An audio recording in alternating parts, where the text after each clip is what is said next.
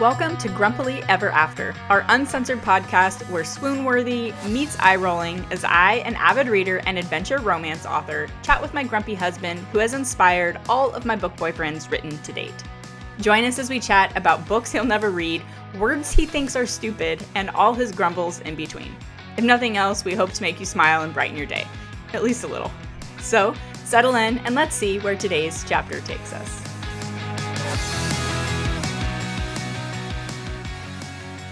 That's what I'm here for. The pauses.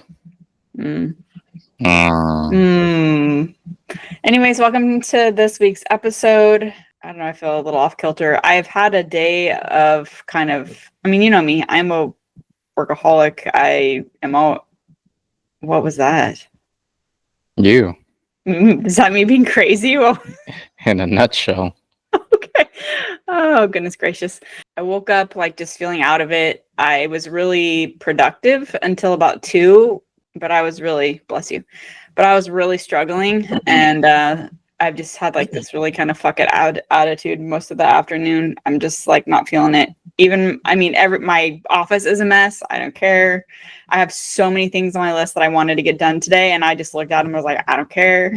So I'm in a mood. I'm in a funk today. So You straight up said Fukadashi. Yeah, Fukadashi. All of our inside jokes, people. I think we say them more than we actually realize too. I notice in editing sometimes we say random things, and I think people are like, I don't know what just happened. But anyways, let the people learn. Fukadashi means Fukadashi. Fuck that shit. Fukadashi. Well, that's good, P. You normally don't do that, so you're allowed to have a fuck it day. Say, I'm over it. Take a break for yourself. Yeah. Anyways, how about you? You've been having a crazy week, and you got home really late, and you're still being the sweetest grumpy guy ever, and you're doing the podcast with me. What a noxy moron! I know. Story of your life. Yeah, today was busy. July, I'm glad that it's over, but the next, talk to me mid-August, and we'll see if I'm still breathing. So okay, God, I hope you are. We don't have life insurance on you, Eva. I know that's all you're waiting for is that life insurance to kick in. And then if Dennis disappears. Oh goodness. I'll update you guys when the life insurance kicks in, and Lindsey will be single. No, I honestly do think about it sometimes when because right now I'm looking out the window and it's crazy windy, and so I don't think about the life insurance, but I think about a lot of times when you're writing your don't really write. No, really though, when you are texting me and you're suiting up to come home on your bike, and I'm sitting there going, oh God, I don't want today to be the day. I don't want today to be the day. So hey, if the wind takes me, the wind takes me. Oh God. The worst thing is going to be the driver or someone that's not paying attention. That's the biggest worry. But yeah, driving in or riding in the wind is not pleasant, but it's not too bad. No, but it's one more thing you have to worry about when you're already have overstimulated with all the things you have to worry about when you're riding a motorcycle on the freeway and stuff like that. So anyways, that's just me. That's just my worrywart brain. I can't help it. So anyways, we can move on. So before we forget, because I remember mentioning this to you last time, I wanted to recommend a book for our book readers, which I know a lot of people aren't, but a lot of people are who listen. So I read a book that I highly, highly recommend if you like historical fiction.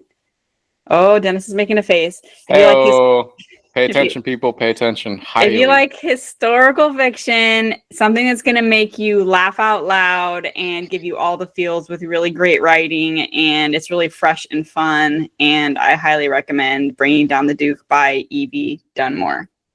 I will say that I went on to read book 2, and I did not love it nearly as much as I loved this one. So that's how honest I'm being.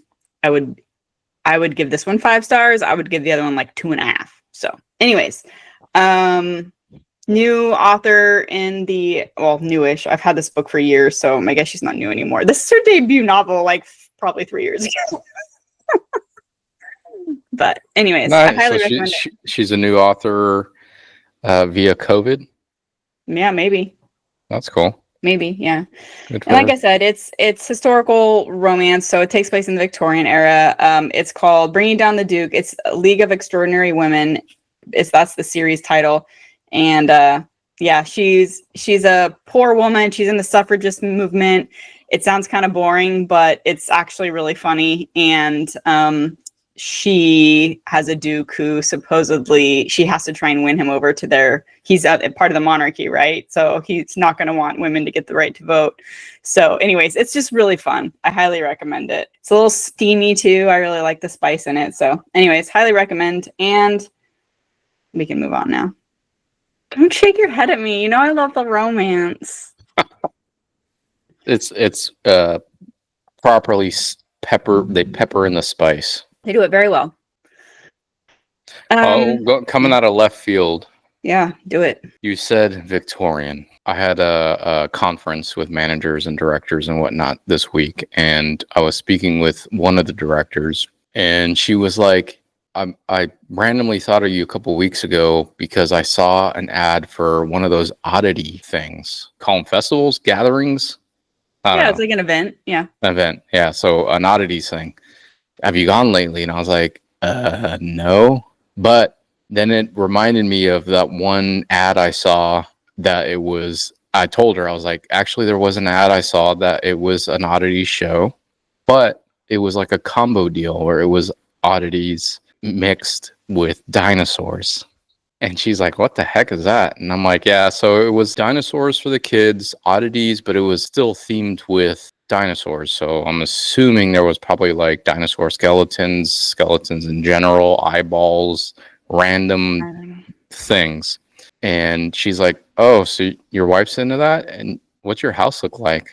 Is there a bunch of like eyeballs and stuff? I'm like, no, the one that we went to was kind of more Victorian, and that's what she's into. And it was kind of just to check it out, and being that she's an author and writes different worlds and has written some Victorian themed steampunky type of things, that's what we went to. The dinosaur weird, maybe a possum skeleton hanging from something that Awesome. that wasn't, we didn't go to that. So I'm like, yeah, no, our house is just books and plants. So That's so funny. So we had eyeballs and stuff hanging around. That's funny. Well, it's cool that she clearly remembered you talking about it at some point because she brought it up. I think she likes that stuff. Well, that's fun though. I like that she thought of you. I just realized I forgot my water. So today we are chatting. I have been diligently working on, it's August 1st today, and August 26th, I have my next book release for Land of Ash, which if you've been listening to the show for a while, you have kind of been through this process a little bit with us. Dennis helped me create a character that's going to be featured in this book. And this was also a book that I wrote very spur of the moment.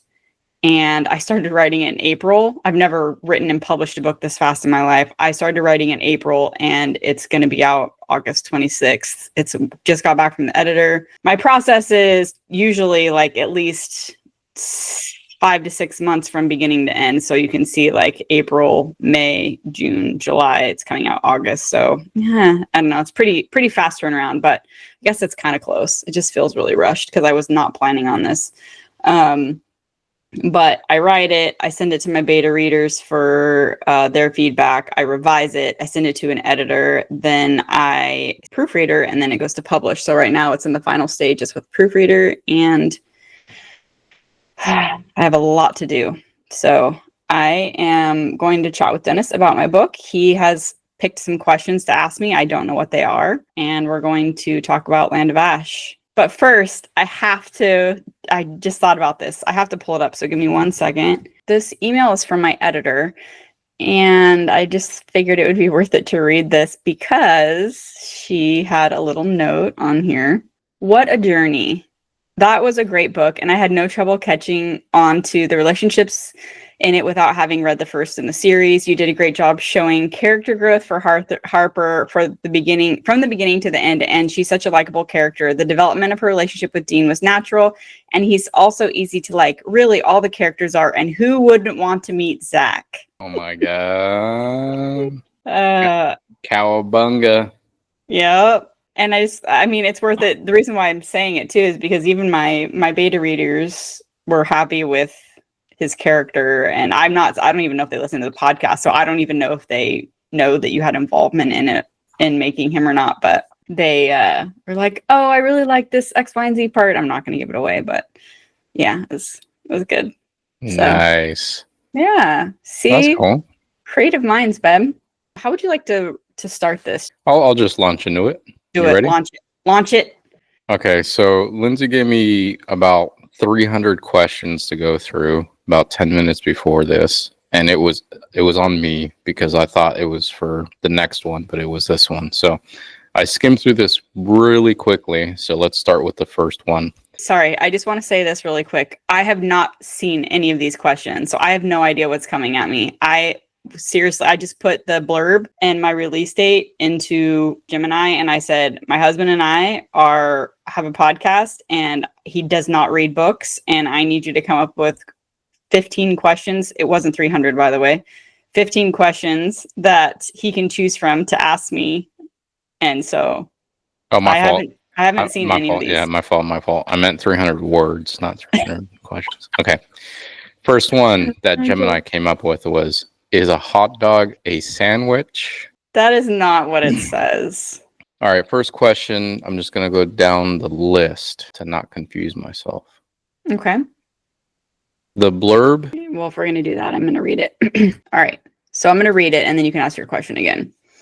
So the Land of Ash blurb, just for people who have not been following, this is the second book in the Surviving Earth Chronicles series. It is book 2. It takes place 10 years after book 1. That's the context. So the blurb for Land of Ash says, it's a dystopian survival adventure, and it says, eyes on the sky, trust your instincts, protect your heart. Harper knows how to survive in a world choked by volcanic ash, where storms strip flesh from bone and winter might last forever. So she thought. For 10 years, she trusted her instincts over empty scientific promises, helping keep her found family alive when the experts failed humanity. After all, what good are theories when the next crisis could bring death or starvation? But when Harper joins Knox, Tony, and her insufferable, science-minded rival Dean on a treacherous journey east, their mission is plagued by deadly ash storms and impossible choices. Across the scarred mile, where abandoned cities rise like tombstones from the wasteland, Harper and Dean must navigate more than the perilous terrain. They're racing against time itself as atmospheric readings reveal a terrifying truth. The long winter isn't coming, it's already here. In a world where hope is a luxury and one wrong choice could mean life or death, Harper must decide what's more dangerous, Mother Nature's fury or the walls she's built around her heart. In the Land of Ash, trust is the ultimate gamble. The pulse-pounding sequel to Skies of Fire, where every breath is borrowed time and every heartbeat counts. The blurb mentions Mother Nature's fury. Mm-hmm. What inspired the specific environmental dangers in the book, like ash storms and endless winter? Well, when I wrote Skies of Fire, first of all most of my stories have some weather-ravaged element. I didn't realize until recently that I write climate fiction, which I don't read that, so I didn't realize that it was actually a subgenre, which is about climate in fiction. Time out. What? You're a CF writer? What's that? You said climate fiction? Uh-huh.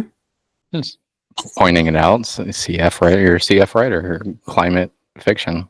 Oh, yeah, I guess so. And a lot of my stories are. And so the weather ravaged part is not anything new, but the setting itself is new and the science behind it. It's a world I created with my friend Christy Webster, as you know, where there was an asteroid that affected the moon's axis, and so it affected Earth. And so in the first book, the world is crumbling, it's fracturing, crazy climate shifts are happening all over the globe.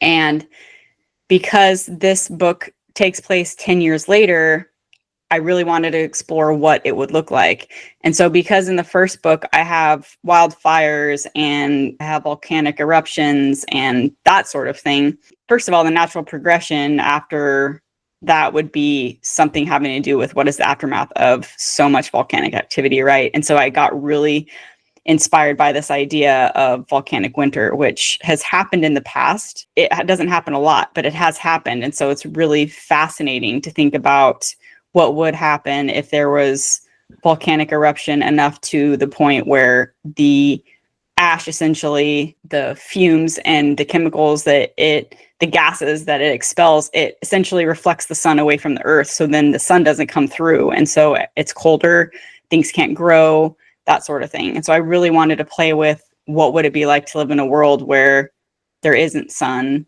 and it's June, but you have like frost everywhere and it's starting to snow and there's so many things you have to worry about suddenly of like, how are you going to grow food and how are you going to stay warm and stuff like that. So I don't even know if you remember your question, but that's my answer.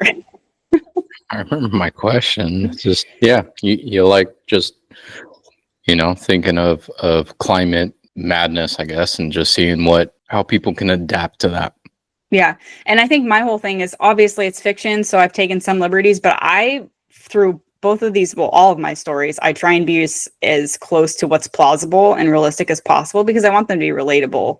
I want it to feel real. It's not some fantasy world, and so I did a lot of research and I wanted it to be as close to, like I said, realistic feeling as it could be, but also I had some fun with it. And yeah, it was cool. I've never written a world like this before. So that's cool. Yeah. I think about the aftermath of all of our wildfires and the ash in the air and the color of the sky. And I don't know, just there's stuff like that we're familiar with, but I've never been in a tornado that's essentially an ash storm. I mean, that's terrifying, Yeah, we've had some experiences, but to the max of changing the world's norm, that's something pretty fun to play with. Yeah. And scientists have always been talking about how Yellowstone is going to have this huge mega eruption, and it's called a super eruption, I think. And they're saying eventually it will happen. It's happened before. It will happen again. It might be thousands of years from now, but it's going to happen. And so everybody's quote unquote, you can't prepare for that. I mean, there's not a lot you can do. Half of the United States is probably going to be gone at that point. But what if and my whole thing is like, but what if it didn't do that? What if it's just been oozing and seeping into the landscape and the air for the last 10 years? Like, that's where my world builds off of that hypothesis of what would happen if it's just oozing and poisoning the land. All right. Next question. It kind of touches on the blurb that you just read. It is, Harper is described as trusting her instincts over science, while her rival, Dean, is a science-minded expert. What makes the dynamic so interesting to write? Oh, I love that. I actually loved writing them. And it's funny because, first of all, Harper was never going to get a story. Harper was a little kid who wasn't even supposed to be in Skies of Ash. She kind of walked on the page one day, and then she changed the whole last part of my story. Honestly, she wasn't even part of the outline. She wasn't really a character. And then she just happened to be there. And I was like, I have to write her in here. This is going to make the story so much better. So she's been unexpected from the very beginning. Then at the end of the first book, I wanted to give readers a look ahead of what would happen to their family dynamic 10 years after or years later. And I picked 10 years so she would be old enough. So if I wrote a bonus ending chapter through her personality and her point of view, that it would be interesting because we'd get a new perspective. And Harper's really endearing and cute and snarky, and she's a little orphan girl. And so what better way to see how she's kind of settling into this new normal 10 years later? So then I wrote, like I said, I wrote this bonus ending chapter for her. And then that was it. But it wasn't really it, because then I kept thinking I would love to actually write her story, because as soon as I wrote her bonus chapter and Dean walked onto the page, I was like, I really want to write a story with these two characters. Long story short, when I was sick with that, not sick, but like when I had my whole drug eruption thing, and anyway, I just sat down one day and I was like, I'm going to just write a short story about her and Dean. And then it turned into like a longer story and a longer story and a longer story. And then it became this novel. And so to get to your point, like, first of all, they kind of took on a mind of their own, and I never even meant to write them to begin with. So that's why this is kind of a fun question. But they really balance each other out a lot. And it was really, really easy. The sciencey part wasn't for Dean. I had to do a lot of research. But for Harper, I feel a lot of her survival instincts and a lot of her snarkiness and her cynicism, I really resonate with.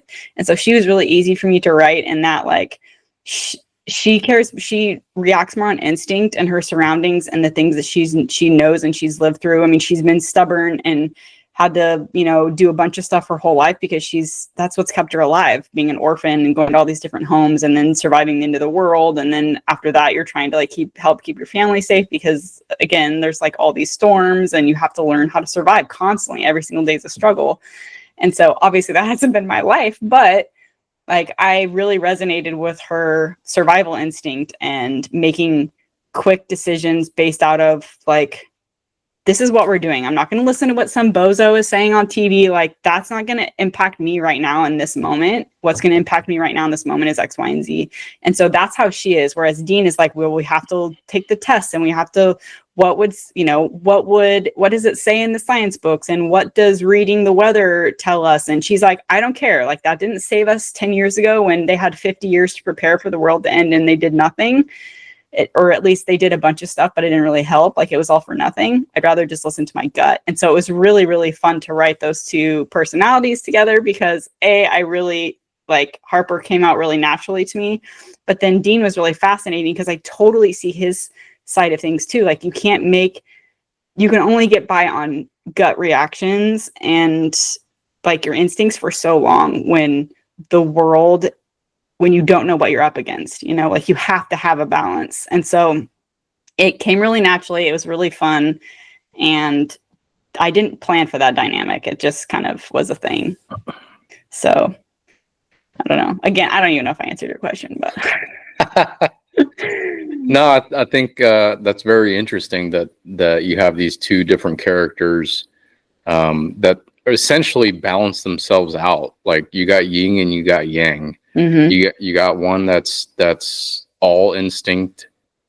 I'm assuming all instinct, and you got one that's by the book. Yeah, by the book person. So you can't live your life 100% either way. Yeah, and that's why it's so fascinating. You need a balance. You have to. And that's why I loved writing them. They don't know what they don't know about each other, right? So as they're learning what they've both been through in their lives, there's a reason Dean is that way. And there's a reason that Harper is that way. And neither of them know those reasons. They're learning it as they go in these survival situations, right? And so it's just really fun to write them coming to these, oh shit, that's why he does that? Like, that makes so much more sense. And I kind of feel bad for being a bitch about it, sort of thing, And then he's like, oh I didn't know that's what happened. Of course you would think that. And you know what I mean? So it's really, I think that's the funnest part of writing, is building those character relationships, because I don't know. I get to live vicariously through them, Look at you. You're all giddy and shit. This is why I do what I do. I love writing. It's the only thing I know anything about. Everything else in one ear, out the other. How do you survive an ash storm? No, I already forgot. But just call Zach. Who was your favorite character to write and why? No tiesies. Need a clear winner. I mean, I guess it would be Harper. It's only her perspective, but I did enjoy writing everybody else as well for different reasons. But definitely, yeah. I mean, I absolutely loved writing Harper. I'm sad that she's done, but she's done. I don't have any call to write any more of her stories. So there's nothing in my head that's like, I have to write more. No, this is it. So I really enjoyed writing her. I'm really glad I did it. And I think readers are going to really love this story. So nice. Sorry, Dennis. I mean, Zach was fun and all, but he's also kind of a pain in my ass. You're welcome. You straight up said that you resonate with her, so I mean, it Yeah. makes sense. Yeah. All right. If a movie were to be made of this book, who would you cast as Harper and Dean?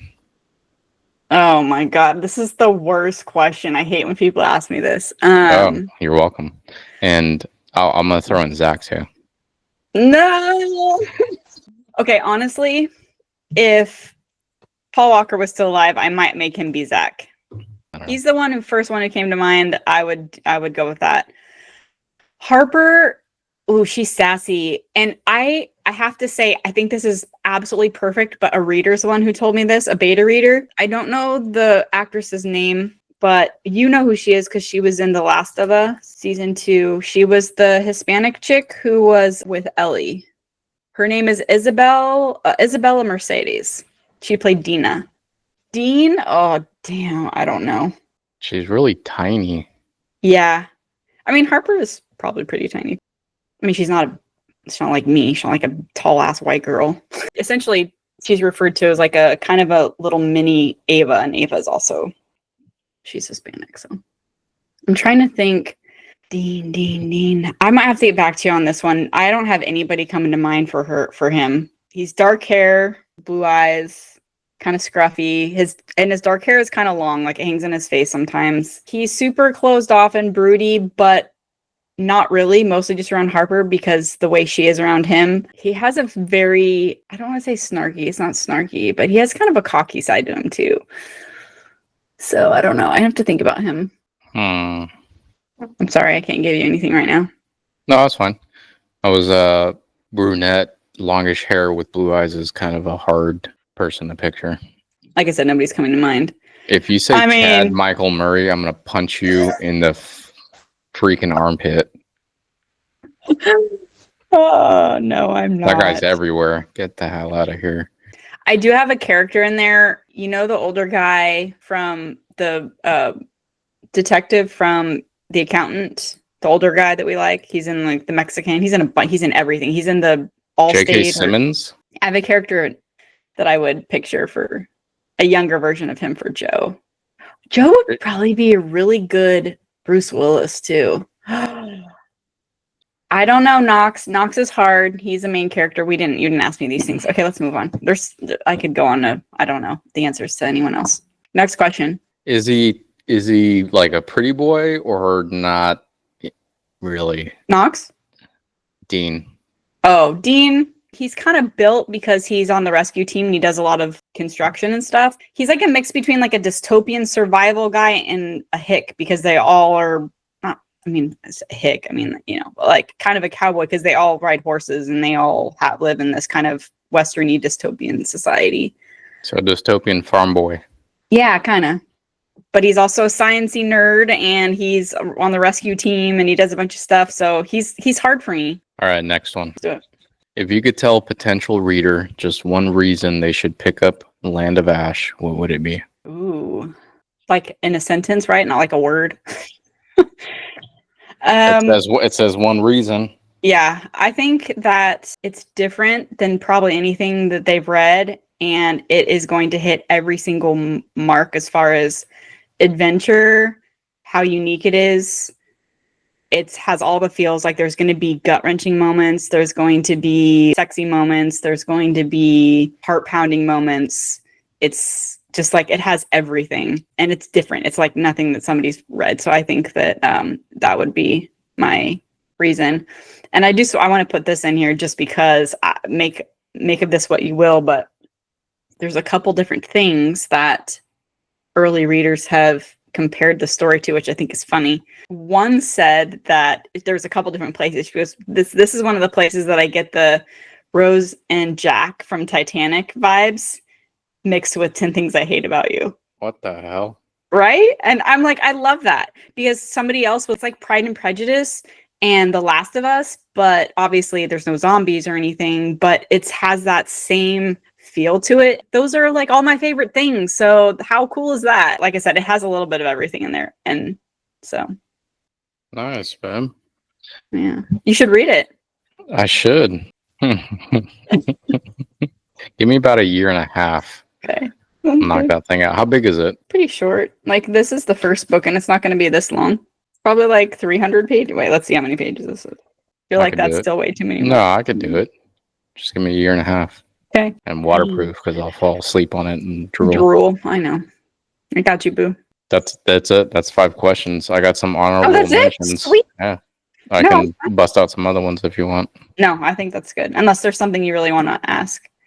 Going back to the blurb. Okay. All right. Bring it on. If people can remember. The tagline says, protect your heart. What does that mean for Harper? And how does she struggle with it? Well, if you have a past like Harper where you've lost your family and then you've been to multiple different foster families and then you're with your grandma and you lose your grandma and then you have the end of the world and you're with a foster, like let's just say an orphanage. It's not really, it's just like a essentially youth group, but during all of this and there's nobody really to take care of you. The whole reason that she is with Knox and Ava to begin with is because she did something really dangerous and rash to get to them in the first book, because she had nobody. And so for her to cling so desperately to the family she has in her story makes perfect sense, right?